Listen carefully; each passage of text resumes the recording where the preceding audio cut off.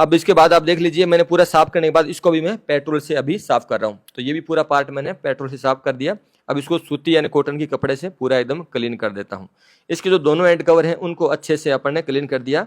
हमारा आर्मेचर है वो ऑलरेडी रेडी हो चुका है, फील्ड वाइंडिंग आपने देखा वो रेडी हो चुकी है। अब जब सारे पार्ट हमने रेडी कर लिए हैं तो हम पूरी मोटर को वापस फिटिंग कर लेते हैं। तो तरीका वही रहेगा कि सबसे पहले इसको आगे की साइड हम क्रेन से उठाएंगे और पीछे एक पाइप डालेंगे और धीरे धीरे अंदर की तरफ इसको धकेलेंगे। मोटर को असेंबल करना और डिसेंबल करना दो सिचुएशन थोड़ी सी क्रिटिकल होती हैं, थोड़ी हार्ड होती है, बाकी काम आसान होते हैं।